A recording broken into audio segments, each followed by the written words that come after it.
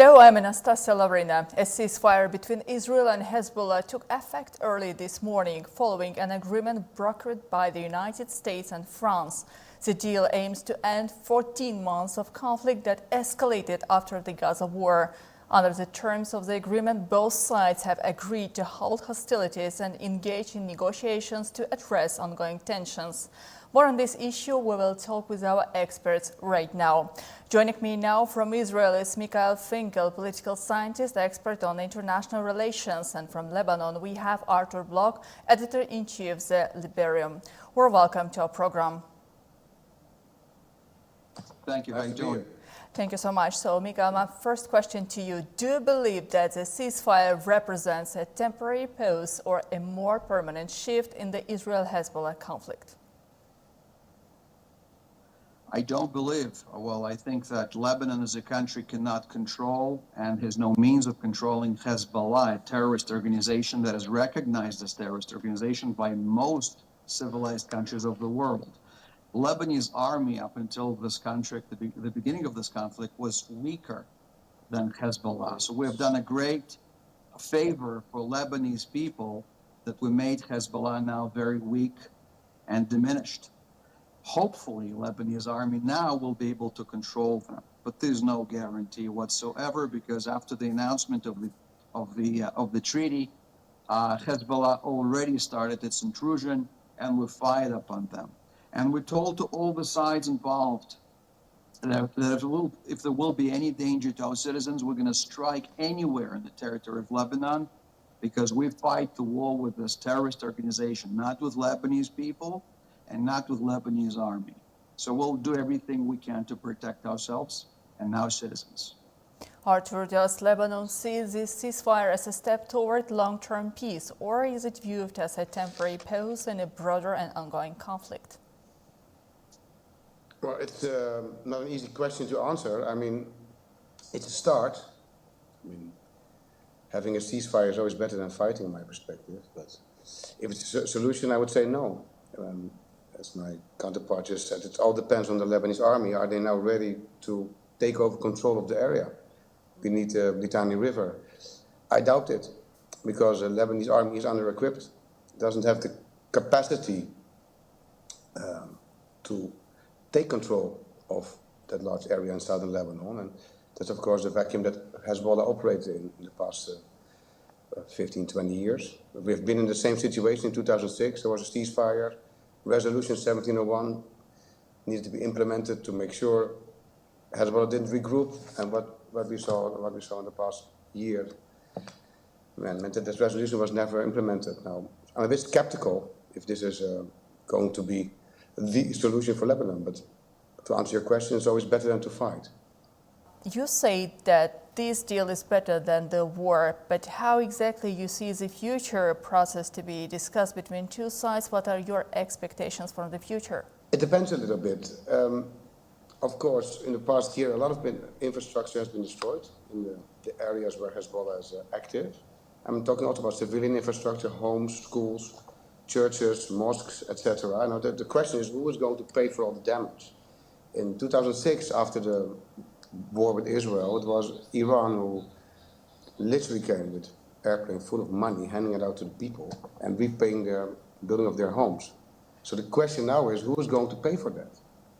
Is it going to be some kind of intervention power, like headed by the United States and France, to see that the Lebanese army is actually implementing what has been agreed, and then if it's going to be rebuilt, because many people lost their homes and their lives, basically. There now, if you see this morning what happened, you have thousands of people in their cars going back to the south, despite the fact that it's still being a military zone. So the question is now, who is going to step in? The Lebanese army is weak, we know that. There's consensus among international parties to stop the conflict for the time being. We have an administration change in the United States. President Trump is going to take over again. He has specific views on the Middle East, so it all depends a bit on who jumps in the vacuum. These people need homes to live in, can't live on the streets. Then the institutes have to be rebuilt. So the question you should ask yourself is, who is going to pay for it? The one who pays for that will have some kind of control and influence. So the Iranians, again, then I fear that in 10 years we'll be back at square one. If it's, let's say, something done on the suspicion of the international community, things might as well change. A lot depends on such factors, to be honest. That's a very good issue. So we have our Israeli expert back with us. Mikhail, how do you evaluate the role of the international actors like the United States of America, France, and others who try to bring peace to the Middle East? Well, first of all, I'd like to answer my vis-a-vis. The aggressor always pays and suffers the consequences of the aggression. Hezbollah of Lebanon attacked Israel after Israel was attacked by Hamas on October 7th of last year. So hence you pay for everything. You pay with suffering, you pay with damage, and you pay with war. You shouldn't have attacked Israel, especially when you're much weaker as a state and as an army. Now, regarding international community, it's bluff. It doesn't exist. These are just people who assemble, eat well, spend time in hotels, and discuss issues. Nothing will be done. Now, what will be done is President Trump of the United States here for sure can help, because let me remind you that Father Tiffany Trump's husband is Lebanese. So he has relatives in Lebanon, and he cares for that country. So that's why there's a family connection over here, and that's why President Trump could help the Lebanon. But first of all, a cancerous growth, which is called Hezbollah, a terrorist organization, must be entirely removed from the ill body of the Lebanese state. I'll remind you, in the 70s, Lebanese was a prosperous country, a wealthy country, a Switzerland of Middle East, and what it turned into now, a terrible Afghanistan-looking country. Lebanese people have to free themselves from this cancer. And what's unfortunate is that even in the Lebanese army today, there are many Hezbollah people who are serving and getting paid by the Lebanese state and their officers and soldiers in Lebanese army. So even Lebanese army is not entirely pure and clean from Hezbollah. Hezbollah is also an official party in the parliament of Lebanon, and it is part of Lebanon. So it's a very unfortunate failed state.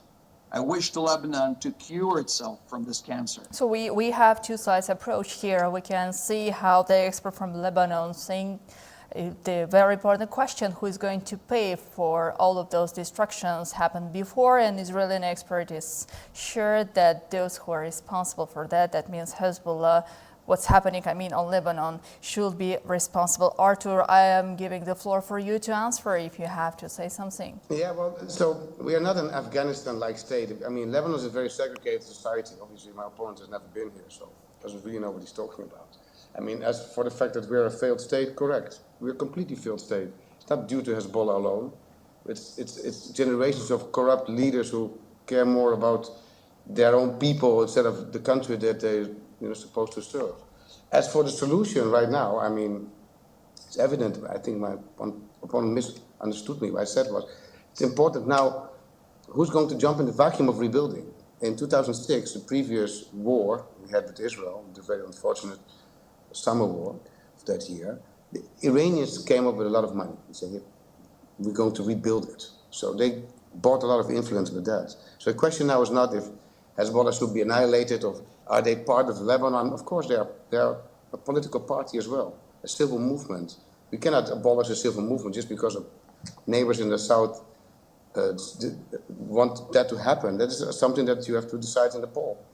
There will be elections in hopefully next year, in 2 years maybe.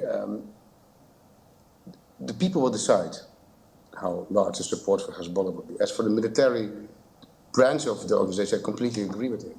It's in nobody's interest to have Hezbollah in the south and getting us in a few years another war again.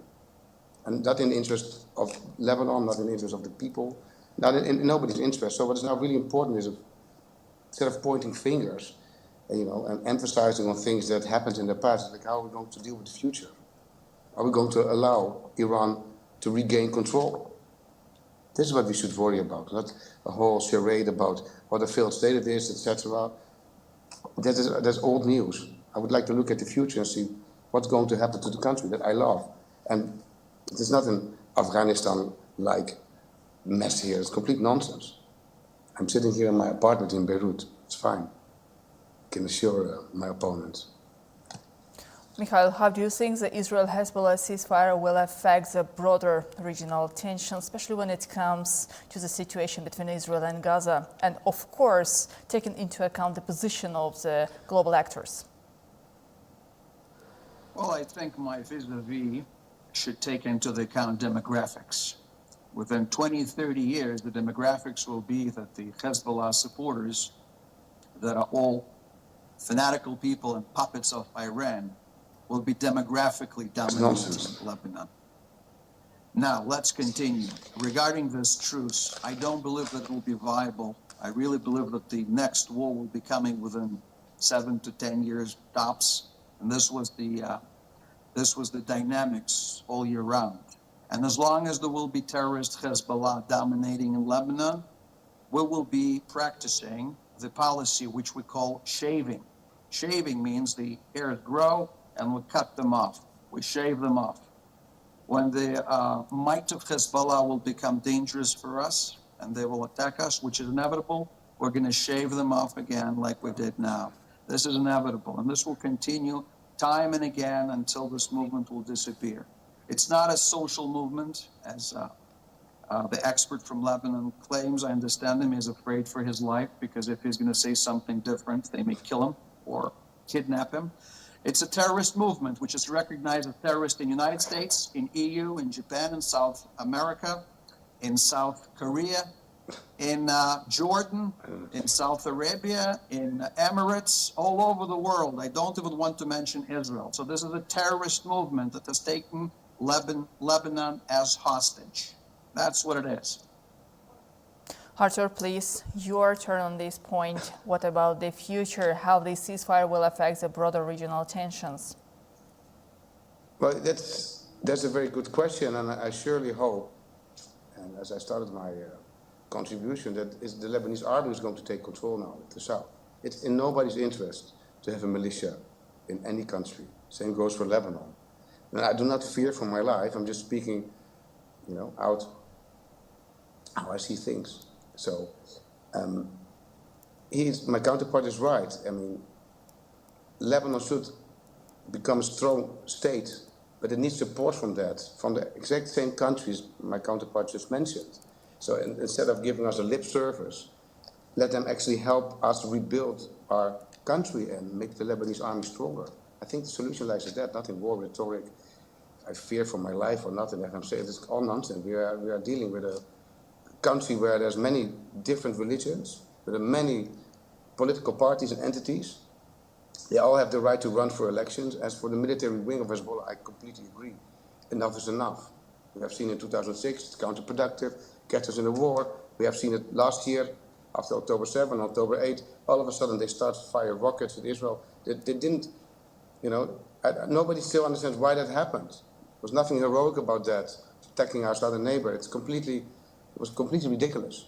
Even despite the fact what happened between Hamas and Israel, it's none of our business.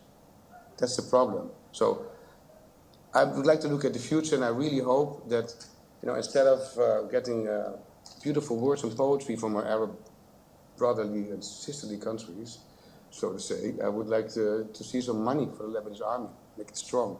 Make it a strong army again that protects people, like any other normal country, like Israel and Syria, that you have a national army that can actually protect the people. That's the whole idea. Arthur, one additional question to you. Talking about the control which Lebanese government may take over this situation, do you expect the international interference and international support in these particular issues, or it's all about the Lebanese government who should take the responsibility in its own hands? Question to me? Yes, please. So, what is the Lebanese government? If you look at the last elections that Hezbollah lost, big time, as of that moment, they have been blocking as a political entity with their military might the elections of a new president, which we don't have. They have been blocking the formation of a government. So we don't really have a government. The government that you see right now is a caretaker government that lost the elections.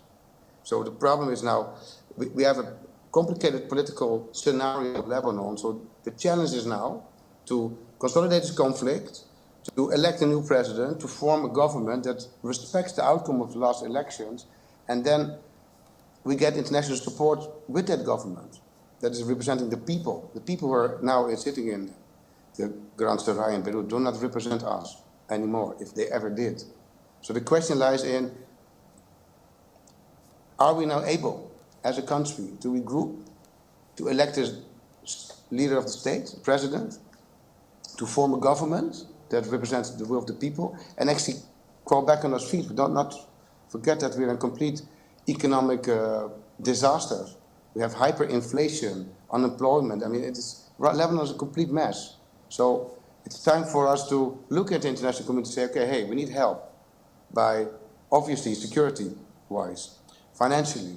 We need to have some kind of international support to help us get back on our feet, instead of countries that deal with us in their own benefit, in their own interest, and don't really care about us Lebanese people. Of course, we are dumb enough to let ourselves be used by entities from abroad. We still have a country, let's be happy, and let's try to build and make it a strong country with better relations with our neighbors, with the Syrians, the Israelis. There's no other way.